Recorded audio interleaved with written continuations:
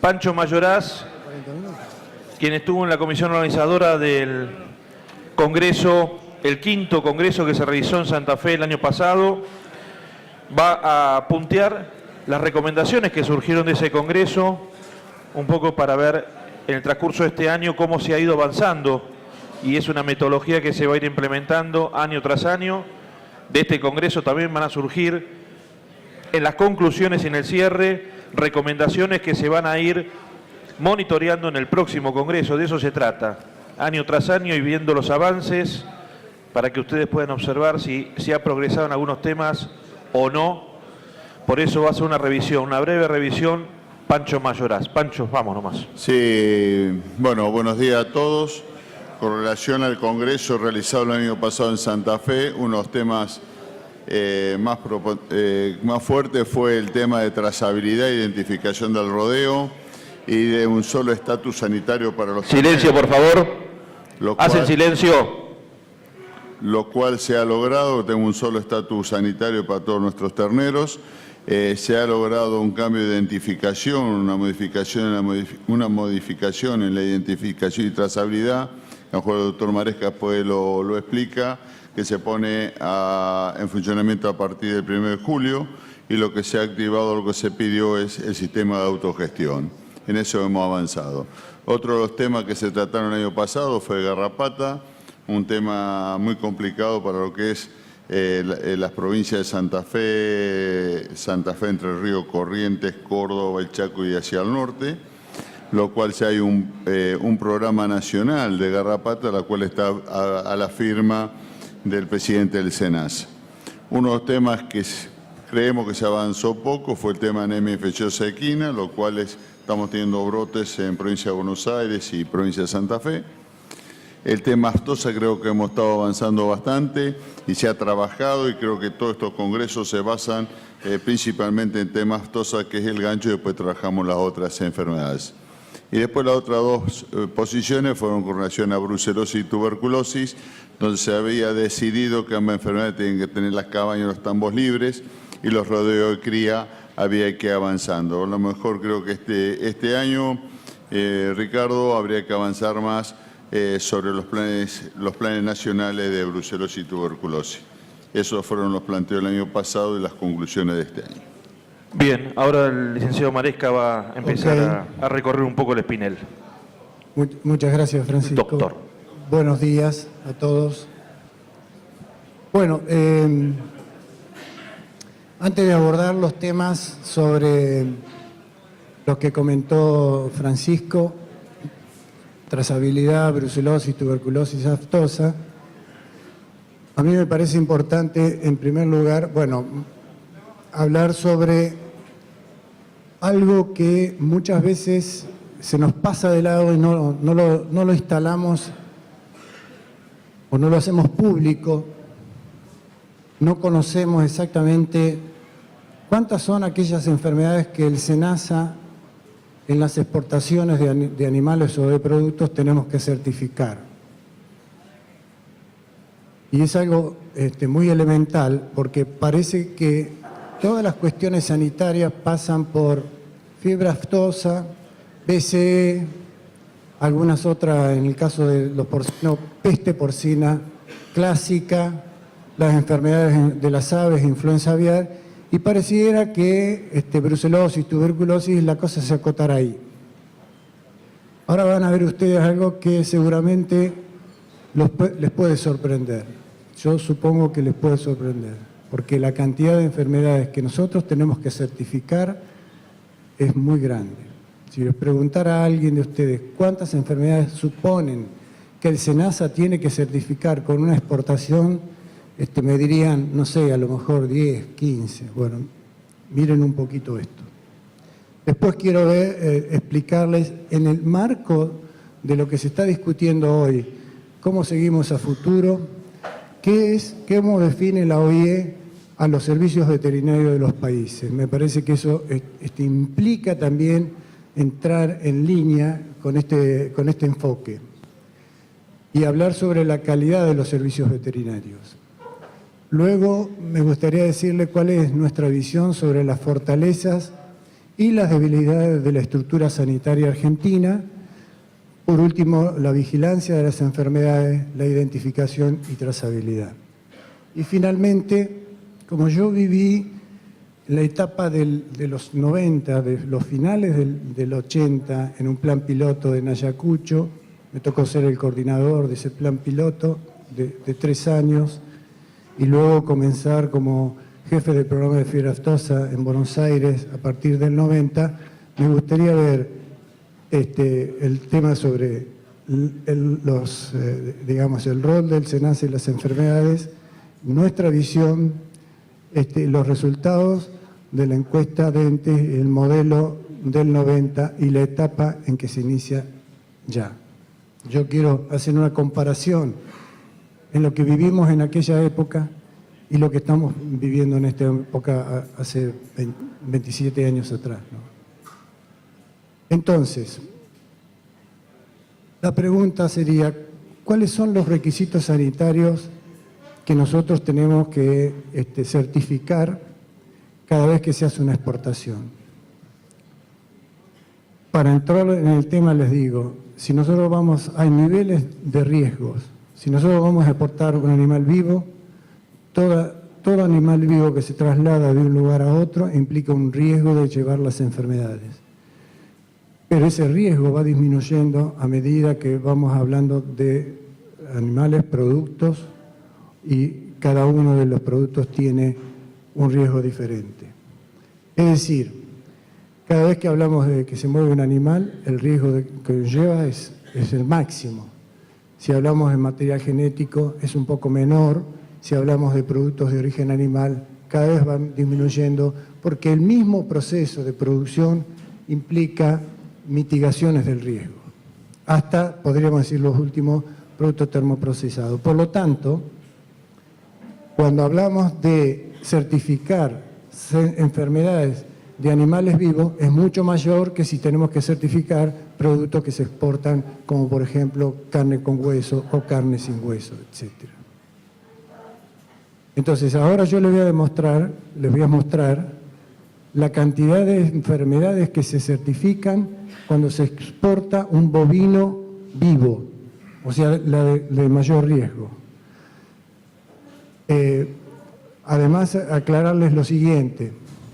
Las certificaciones internacionales siempre implican que nosotros tengamos que certificar países libres, países sin registro de enfermedades, es otra categoría, zonas libres, como por ejemplo fiebre aftosa, o establecimientos libres, o sea, yo voy a sacar un animal de un establecimiento, tengo que certificar que ese establecimiento no ha tenido una enfermedad por determinado tiempo.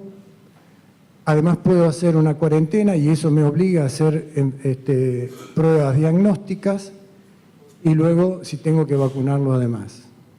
Entonces, para el caso,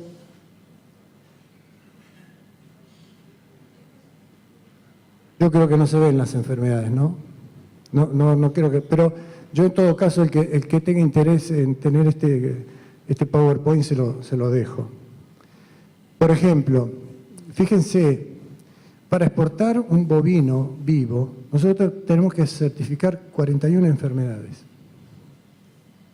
Bueno, no enfermedades, no son 40, perdón, tengo que aclarar esto. A veces certificamos, no se ve ahí, ¿no? Yo no lo veo de acá, así que menos ustedes, me imagino. En zona libre tenemos que certificar libre de fiebre aftosa, por ejemplo. Pero a su vez también tenemos que hacer el establecimiento, para otros países va también el establecimiento. Así que la suma de todo eso lleva a que nosotros certificamos 41 enfermedades de los bovinos. Hacemos de países libres 5 enfermedades. Yo me imagino que ustedes pueden pensar, pero eran solamente BCI y fiebre aftosa. No, son otras más, 3 más. País sin registro de enfermedades. Esta diferencia entre país libre y país sin registro de enfermedades significa que para las primeras nosotros tenemos que demostrar a la OIE que somos libres. En cambio, si los países que nos exigen que no tengamos ningún registro, no tenemos que demostrarlo a la OIE. Esa es la diferencia. También tenemos que demostrar que tenemos zonas libres, con vacunación o sin vacunación, en el caso de fiebre aftosa. Establecimiento, es decir, el campo que esté libre de alguna enfermedad, en el caso de los bovinos son 14 enfermedades. Otras pruebas diagnósticas que hay que agregar son 12 o 11, perdón, y si tenemos que aplicar vacunas son certificaciones de que han sido vacunados los animales en 6 enfermedades. Para el caso de los porcinos, bueno, de la misma manera, no vale la pena, no me parece ahora en este momento mencionar las enfermedades, pero certificamos 26 enfermedades. Para el caso de los equinos, 32 enfermedades. Para el caso de los ovinos caprinos, 38. Para el caso de las aves, 23. Entonces, fíjense lo que es esto. En total, nosotros tenemos que, si sumamos todo de las 5 especies, tenemos que certificar en cada exportación que se hace hasta 160 enfermedades. A mí me parece importante destacar esto. ¿Por qué? Porque siempre hablamos de aftosa y hablamos de BCE.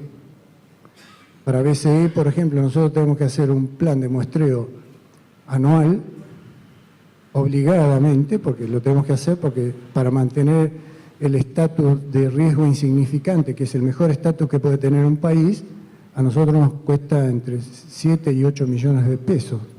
El presupuesto para BCE en la Argentina, a pesar de que es libre de esta enfermedad, nos lleva este presupuesto. Otro tanto para fiebre aftosa.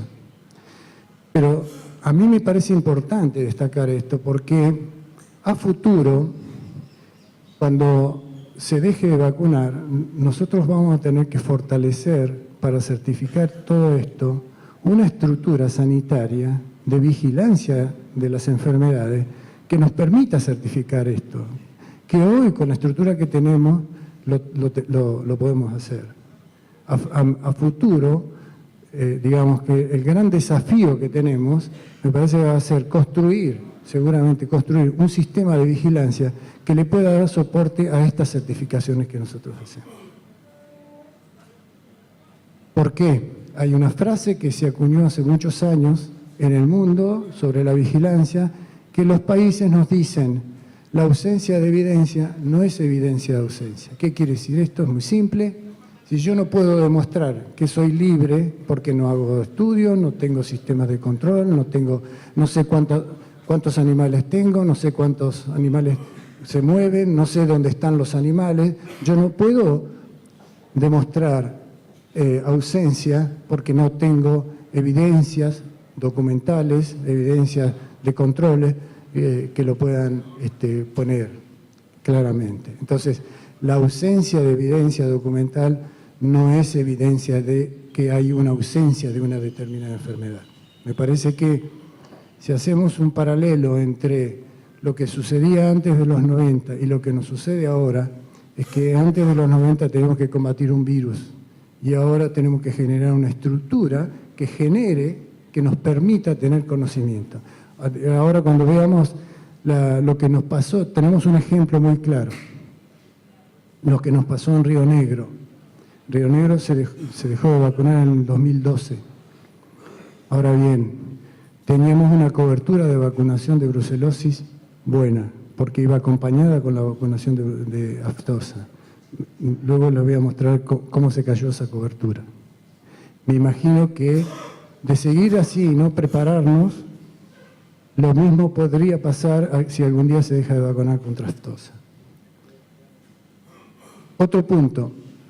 ¿Qué dice la OIE? ¿Cómo define la OIE a los servicios veterinarios? La OIE define a los servicios veterinarios como las organizaciones gubernamentales o no. Para la OIE, los servicios veterinarios no son el servicio veterinario oficial, son todos, sean gubernamentales o no. En esto están los entes, y que aplican las medidas de protección de la sanidad y el bienestar de los animales y las demás normas que recomienda el código de la OIE. Así que acá entran los veterinarios privados, sobre todo los veterinarios privados acreditados, pero todos también, y las organizaciones no gubernamentales como los entes de vacunación. Pero todo esto, según la OIE, dice que los servicios veterinarios actúan bajo el control y la tutela de la autoridad veterinaria, que en este caso es el SENASA. Para la OIE es fundamental esto. El nivel de eficacia de los sistemas de vigilancia de las enfermedades de los países valora la calidad de los servicios veterinarios. Esto es lo que tenemos que construir. Esto es lo del futuro. Porque yo creo que cuando decimos que no tenemos todavía las condiciones para ir pensando que no podemos dejar de vacunar contra fiebre aftosa, lo que no decimos qué es lo que tenemos que hacer, cuáles son las condiciones. Pues una condición es que hagamos un estudio serológico para determinar si hay nichos endémicos del virus de la fiebre aftosa o no. Pero eso no es suficiente. Podemos llegar a eso, pero si no construimos un sistema de vigilancia que le dé calidad a los servicios veterinarios, no al SENASA, a los servicios veterinarios, a todos. Entonces, no van a estar dadas las condiciones. Yo digo que para dejar de vacunar contra fiebre aftosa hay que estar en estas condiciones. Independientemente si se analiza la conveniencia o no, porque ese es otro tema. A mí me parece las condiciones por un lado, pero la conveniencia también. Si no voy a tener ningún beneficio, pero bueno, eso lo voy a comentar más adelante. Entonces, estructura sanitaria de la Argentina. Nosotros, si nos comparamos con cualquier país del mundo, podemos decir que tenemos una estructura sanitaria en cuanto a esta definición de la OIE, que es los servicios veterinarios como lo entienden, que es formidable. Tenemos 377 oficinas locales del SENASA, tenemos la distribución en el país, un espacio ocupado por esta estructura sanitaria prácticamente completo. Tenemos 317 entes sanitarios, tenemos 9.500. Estos son los registrados, podría haber más, seguramente puede haber más. Vacunadores contra fiebre aftosa, tenemos veterinarios acreditados para los planes sanitarios de 16.000 y tenemos laboratorios de red, más de 338 laboratorios. Yo quiero explicarle que todo esto conforma en la estructura sanitaria que es muy fuerte, muy fuerte. Muy importante, que no podemos permitir que se caiga.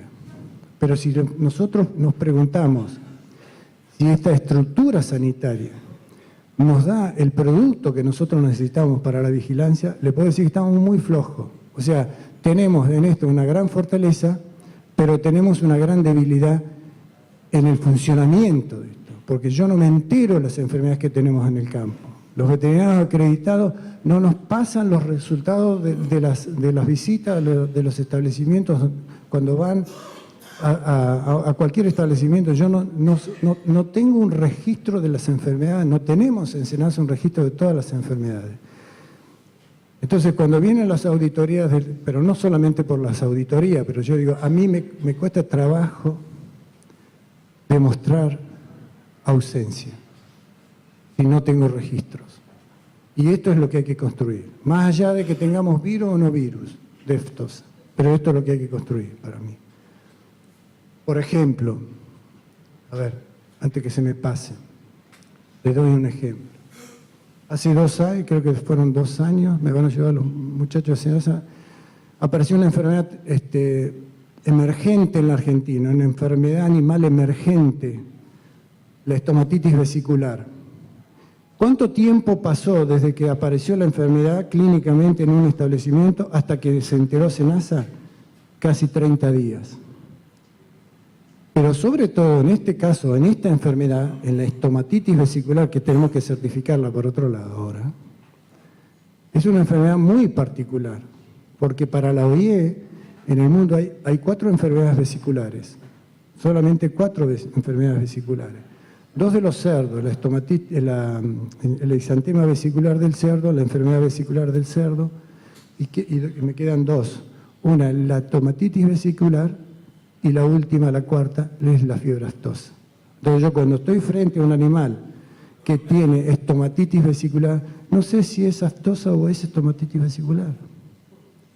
Y así nos pasó hace 2 años, que nos enteramos de que existía la estomatitis vesicular en la Argentina, que era estaba ausente, todavía no sabemos cómo llegó, pero podría haber sido un foco de fiebre aftosa.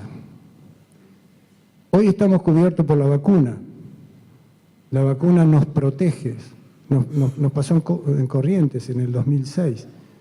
Solamente se encontró el virus, un nicho, donde había animales no vacunados y se produjo el foco. Y el foco no difundió porque el virus que estaba actuando en ese foco era homólogo al que estamos utilizando en la vacuna. Si no, ese foco hubiera llegado por la capacidad de difusión, por eso fiebre aftosa, ¿no? Hubiera llegado hasta el sur. En el caso de la estomatitis, si hubiera sido un foco de fiebre aftosa a un virus no latinoamericano, como decimos, los virus de aftosa latinoamericanos están todos contenidos en la vacuna, no podría haber corrido, pero si hubiera sido un virus exótico, un virus de aftosa de Europa o de Asia, hubiera sido de una gran difusión. Entonces, no tenemos la capacidad de respuesta, de detección rápida y respuesta. Esta es la calidad de los servicios veterinarios. A esto me refiero. Entonces, tengo un ejemplo muy bueno que nos mostró Chile creo que fue fines de noviembre del año pasado. A Chile le aparece, creo que se habrán enterado por la prensa, influenza aviar en una granja criadora de pavos. Chile sacrificó 450.000 pavos en 2 días.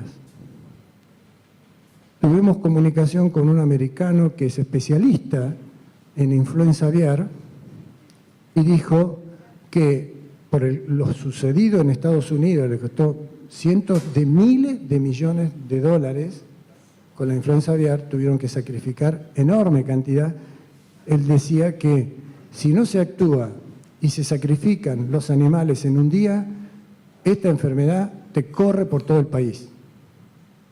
No es imposible pararla.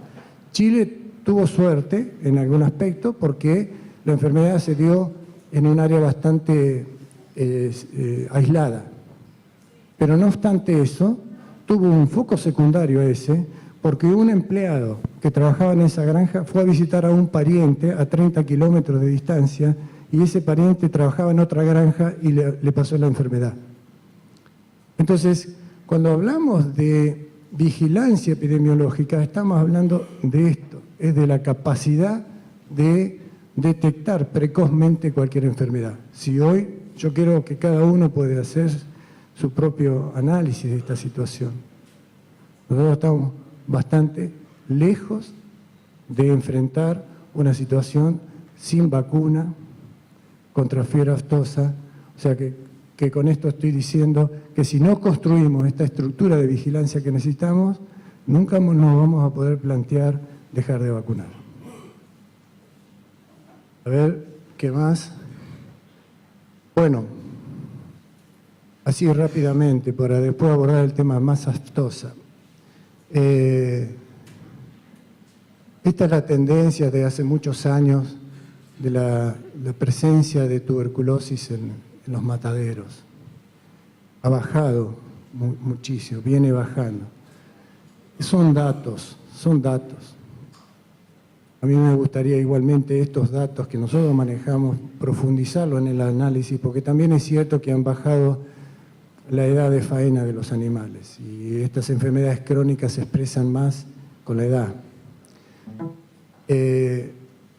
Este tema me parece interesante plantearlo porque hace un tiempo atrás tuvimos una reunión en SENASA con los expertos, las personas que trabajan en tuberculosis bovina de todas las facultades, de todas las entidades, del INTA, fundamentalmente del INTA, hablando sobre la dificultad de Básicamente, el tema de tuberculosis nosotros lo enfocamos en tambo, ¿no es cierto? Tambo y cabaña. Entonces, hay pruebas de diagnóstico que pueden complementar a la prueba de la intradermorreacción, que es más costosa, que es más, nos cuesta trabajo hacer las lecturas, que tenemos dificultades. Entonces, tenemos muchos tambos certificados como libres, porque eso tiene un retorno. Pero la verdad es que todos esos tambos que están libres los tenemos porque están certificados libres, pero nosotros no estamos haciendo auditorías, inspecciones para verificar exactamente si están libres.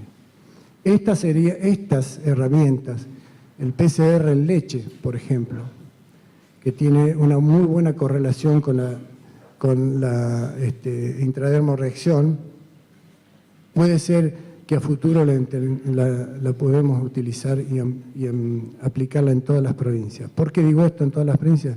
Pues ya Santa Fe está trabajando.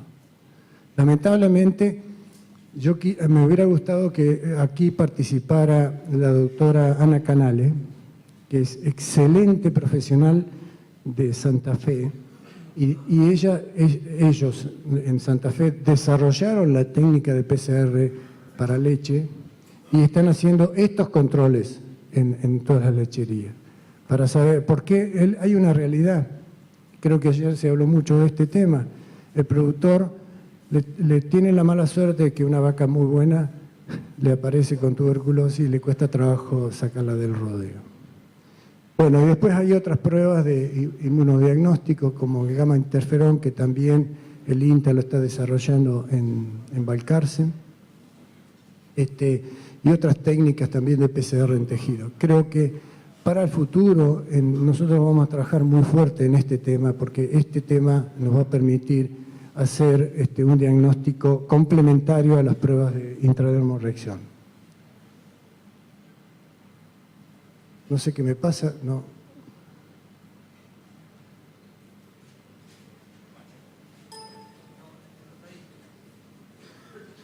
Ahora sí.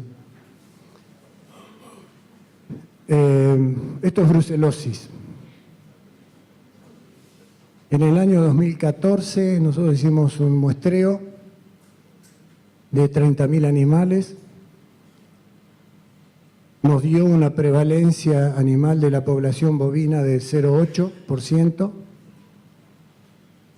y una prevalencia en los predios, en los establecimientos, del 12,35%. O sea que la prevalencia de la brucelosis ha bajado mucho, de los 10-12% en bovinos que tuvimos en algún momento. La pregunta es, si seguimos como lo que estamos haciendo ahora, ¿pensamos que esta prevalencia podrá seguir bajando? Yo digo que no. Con la vacuna solamente llegamos al piso de una posible prevalencia, pero no podemos atravesarlo. Para atravesar este piso necesitamos nuevas estrategias, implementar nuevas cosas. Pero la implementación de estas nuevas cosas son que en algunas provincias se están haciendo, por suerte, pero no en todas. Sangrar los animales que se movilizan, ¿para qué? No para evitar solamente que el productor que compra ese animal no tenga un problema de brucelosis, porque además no podemos dar garantías absolutas de que un animal negativo hoy no se positivice más adelante en 15 días. Eso es biología, es enfermedad, así funcionan. Hay un periodo de ventana que el animal se infectó hace 5 días, hoy me da negativo, pero dentro de 10 días me da positivo. Entonces, con un sangrado yo no puedo garantizar que ese animal va a estar siempre libre. Pero sí me sirve para identificar este nuevo paso que tenemos para controlar y erradicar definitivamente la brucelosis, es identificar los establecimientos positivos y empezar a sanearlo. Esta es la tarea que nos viene por delante. Un ejemplo, yo digo, este es ejemplo para todo el país. La vacunación antibrucélica en la provincia de Río Negro. Fíjense, ¿tienen para señalar? No. Bueno,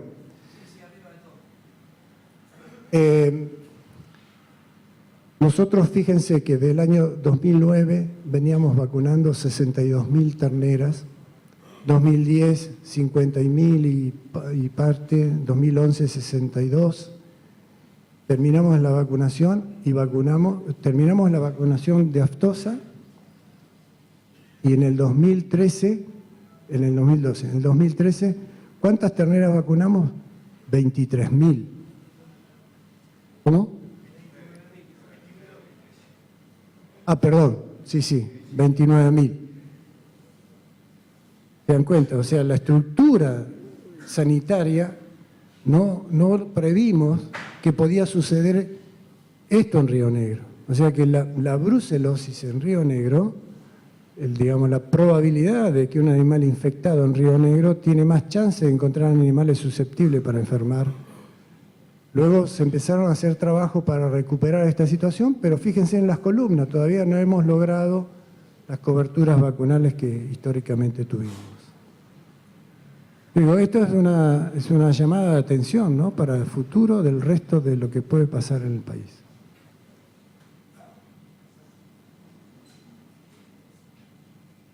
Oh, se me complica, cache. Bueno, este es otro punto también. Quédense con este control de movimientos de acuerdo a lo que dice el CICSA. Entre establecimientos. El año pasado, reproductores bovinos con destino a invernada ocuparon casi el 84%, casi el 85%. Puede haber un sesgo acá, no lo digo que sea absolutamente así. Tenemos que analizarlo más en profundidad esto. Pero ¿qué es lo que nos sucede? Que quien vende animales, si no quiere sangrar, es muy simple. Va a Senasa, dice que estos animales, el comprador de esos animales, los va a invernar. Entonces, el DTS puede extender sin necesidad de presentar el certificado de sangrado. Tal vez que el productor comprador ni se entera, ni sabe, ni lo pide. Entonces, estamos hablando de otro tema acá, que es la necesidad de que trabajemos en la línea de hacer comprender cuál es la situación sanitaria, cuál es la importancia de la sanidad. Porque el que compra se nota claramente que no se preocupa por la brucelosis. A pesar de que estamos en una prevalencia muy baja, no hemos erradicado la enfermedad. Entonces, si yo compro animales, hay que preocuparse de que los animales vengan sangrados si los voy a utilizar como reproductores. Entonces estamos trabajando en esta línea para evitar que esto siga sucediendo. Porque la verdad es que esto no nos favorece. Pero no tenemos que trabajar solamente con la ley machacando, sino en la conciencia, en la concientización de este problema sanitario.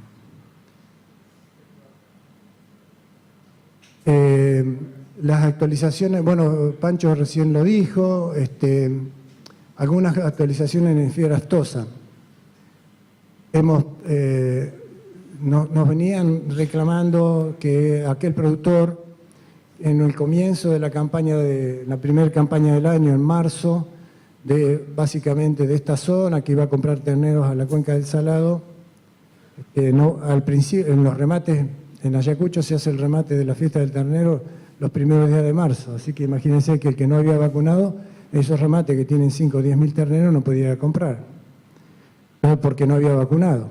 Entonces hemos analizado este punto y hemos visto que no era ninguna necesidad obligarlo a vacunar, sino que esos terneros cuando llegaban al establecimiento de destino se iban a vacunar porque no había ningún riesgo sanitario, se iban a vacunar junto con el resto de la hacienda de ese establecimiento.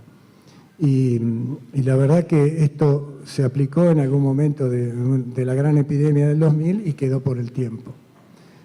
También lo mismo en aquellos, la salida de animales a partir de los 15 días de movimiento de egreso que no habían sido vacunados con vacunación estratégica de salida.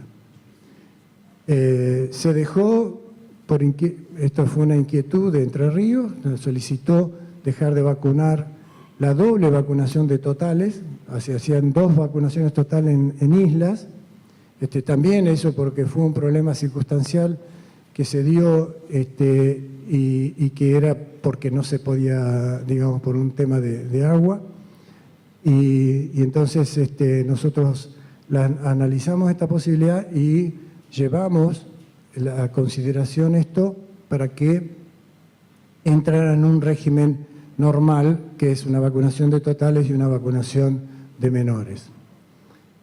Y ahora está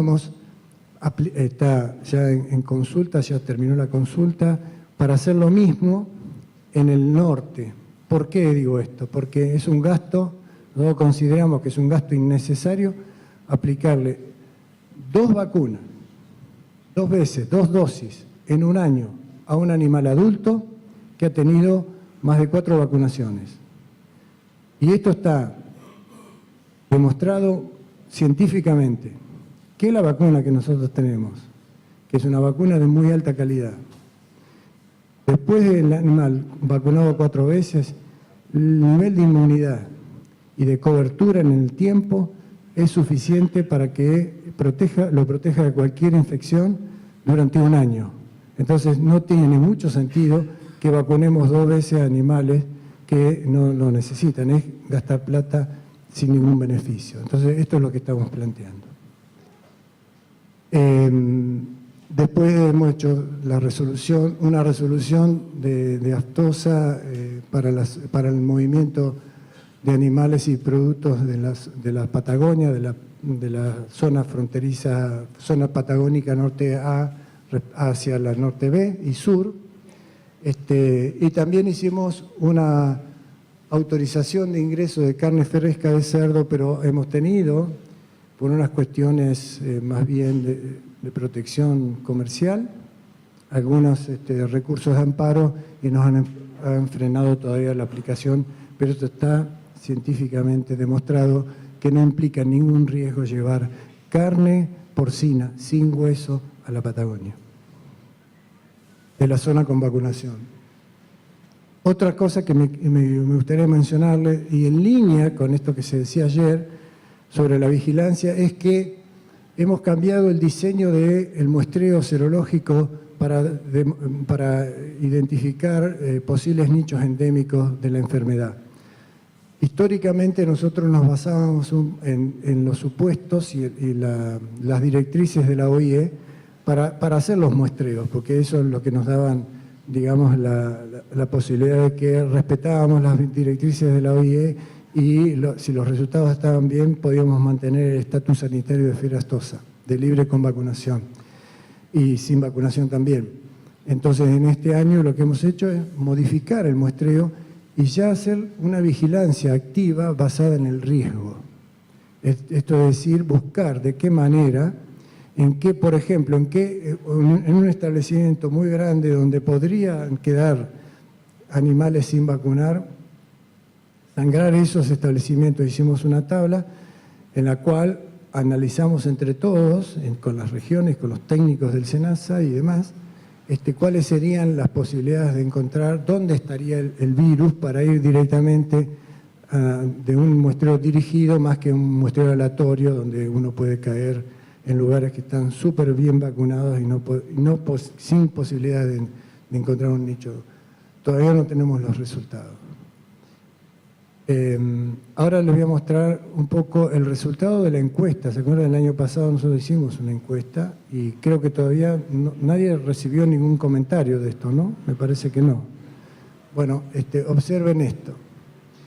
Estos son los resultados más relevantes que tuvimos de esa encuesta. El 67% de los entes dio respuesta a la encuesta. El 57% de los entes informaron haber recibido al menos una capacitación en el último año, básicamente para los vacunadores, por parte del SENASA. El 86% cuenta con una comisión técnica conformada y en operaciones. El 43% indicó que dicha comisión se reúne en forma semestral. el 44% de los entes posee en su jurisdicción vacunadores que conservan vacuna por más de 48 horas. O sea que se llevan la vacuna y la conservan ellos. El 69% informó que ejecuta controles verificables sobre dichos vacunadores. El 25% de los entes pudo identificar zonas en donde no se puede garantizar que el 100% de los animales sea correctamente vacunado. Como por ejemplo zonas inundables, zonas de instalaciones precarias, zonas de montaña y monte cerrado, etc. El 88% de los entes ha adoptado acciones para solucionar estos inconvenientes. Planificación con antelación de las vacunaciones, etcétera, etcétera. El 10% de los entes informó que dentro de su jurisdicción pueden existir áreas donde no se den las condiciones para el mantenimiento, que se den las condiciones para el mantenimiento del virus de la fiebre aftosa en sus poblaciones bovinas. El 86% de los entes respondió que podrían cumplir otras funciones si se levantara la vacunación, esto hablando de levantar la vacunación. En planes sanitarios ya implementados brucelosis, tuberculosis, garrapata, anemia infecciosa, Auchegi, etc. Se incorporan a nuevas actividades, por ejemplo, DTE, control de sistema, trazabilidad. Esto es lo que expresaron los entes. El 50%, que podrían sustentar su funcionamiento con la ejecución de otras acciones conferidas por el SENASA, como tareas administrativas, control epidemiológico, planes de lucha, etc. Se menciona el cobro de arancel para desarrollar dichas acciones. Los entes que quieran este resultado, igual se los vamos a pasar por escrito más formal y esperemos luego los comentarios de ustedes y los vamos analizando.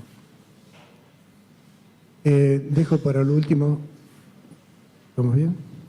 Dejo para lo último este comentario. Como les decía al principio, yo viví la época previo al 90 y del 90 al 96, cuando la OIE por primera vez en la historia nos declaró país libre con vacunación. Yo creo que llegamos a los 90 gracias a varios factores que concurrieron, ¿no? En primer lugar, a mediados de los 80, la Unión Europea, que en esa época era nuestro principal comprador de carne, anunció que dejaba de vacunar en el año 92. ¿Se acuerdan de eso? Europa estaba vacunando contra fiebre aftosa y anunció que dejaba de vacunar en el 92. Y en esa época, en el mundo existían dos circuitos, el circuito de aftosa y el circuito libre de aftosa. Entonces, y además existía el criterio de riesgo cero. ¿Qué quiere decir esto? Que el país que no vacuna no le compra a un país que vacuna, aunque tenga un foco por año. Eso existía a finales de los 80. Eso, la verdad, que motivó mucho la necesidad de encarar este problema. También apareció una nueva herramienta que fue la vacuna oleosa. Yo finalmente, después de un tiempo, me convencí de que si esa vacuna no existía, con esta estructura fenomenal que se creó, podríamos haber combatido la fiebre aftosa igual, con la vacuna acuosa. Si era una vacuna buena, ¿no? Por supuesto. Pero esto nos facilitó mucho, porque en lugar de ir 3 veces al campo, vamos solamente 2. Estas fueron después el plan piloto que fue en Federación Entre Ríos y en Ayacucho, en Buenos Aires, que tuvo un comienzo muy interesante. A mediano plazo, acá está Gerardo por ahí. Gerardo Muti fue uno de los que comenzaron con el plan era el programador, había 24 veterinarios contratados, un grupo, 4 programadores de vacunaciones y 20 vacunadores, todos veterinarios. El Estado Nacional compró la vacuna, se la pasó a la provincia se organizó para distribuir la vacuna, llevarla a Ayacucho, armar las cámaras frigoríficas, toda una gran movida en el año 87. Pero en esos años el periodo de inflación era galopante, ¿se acuerdan? Entonces, en poco tiempo, si la vacuna valía 10 pesos, pasaba a 20 pesos en poco tiempo, y cobrar la vacuna hizo insostenible el plan, y el plan entró en un fracaso administrativo, y la verdad que, por suerte, le dio tiempo a la vacuna a que se apreciara en el campo que esta enfermedad, que era, como decían algunos, parte del paisaje de la ganadería, desapareciera o fuera desapareciendo prácticamente en 2 años, en menos de 2 años. Habíamos hecho 3 vacunaciones, creo, no me acuerdo, pero más o menos eran 3 vacunaciones de totales. Entonces, ¿qué pasó? Se dio esta conjunción de cosas dio como resultado que apareció un modelo. Y yo digo el modelo del 90. Los productores de la Sociedad Rural de Ayacucho, junto con las otras entidades, las 4, se organizaron para comprar la vacuna, contratar los vacunadores y seguir vacunando. Y ese modelo se extrapoló al resto del país a partir del 90. Y en el 92 se cumplió prácticamente con estos 300, eran más de 300 fundaciones creadas en todo el país, con este mismo modelo.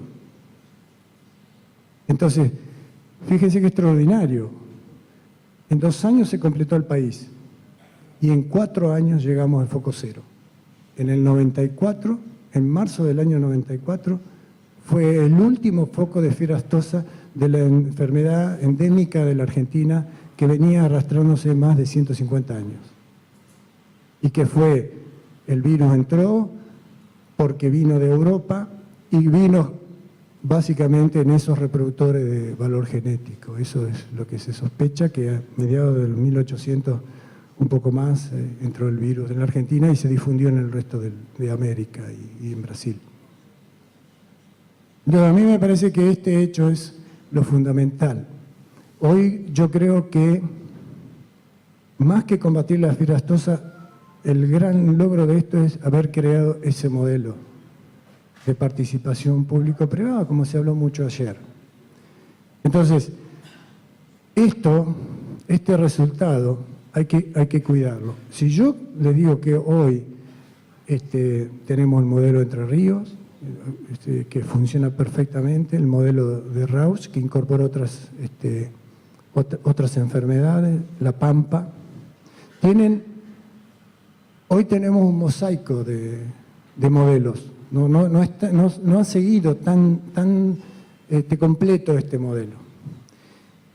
Y vemos que en algunos casos, como menciona ahí mismo, que los mismos entes están diciendo que hay zonas que no se sabe si se vacuna perfectamente. Yo creo que en el 90 esas zonas sí se vacunaban perfectamente. Yo estoy convencido que eso era así. Entonces, algo nos está pasando, algo nos debe preocupar, algo debemos ver y analizar, porque esta tendencia de seguir en este proceso nos puede llegar a un fracaso. Yo digo, si entra un virus latinoamericano no va a pasar nada, porque mientras vacunemos una alta población de la población bovina, la vacuna para cualquier infección, como nos pasó en Corrientes. Pero si no es así, vamos a tener un serio problema. Entonces, a mí me parece que, así como nos sucedió en el año 90,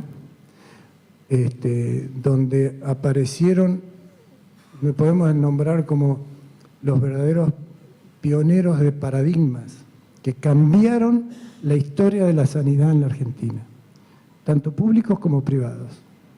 Hubo personas claves que vieron esto que se podía hacer y se hizo, y se logró, se tuvo un resultado.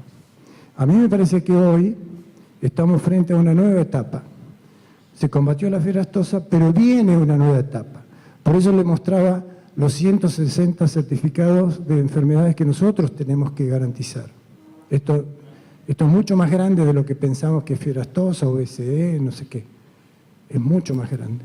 Y los auditores de los países, si queremos seguir exportando, esto lo saben y nos vienen a preguntar. No, yo no puedo demostrar ausencia si no tengo evidencias para demostrar. No puedo decir que tengo en el país en un año 2 casos de sospecha de fiebre aftosa. ¿Qué significa esto? El sistema de vigilancia no funciona. Entonces, es un sistema de vigilancia pasivo el que nosotros tenemos que fortalecer. Porque el sistema de vigilancia activo funciona en nuestra misión. Sangramos lo que tenemos que sangrar, controlamos los remates de feria, la inspección clínica, los mataderos, etcétera. Tenemos que estar ahí. Entonces, esa es una vigilancia activa que llevamos adelante, pero no es suficiente. No sé si tenemos más tiempo. Bueno, listo.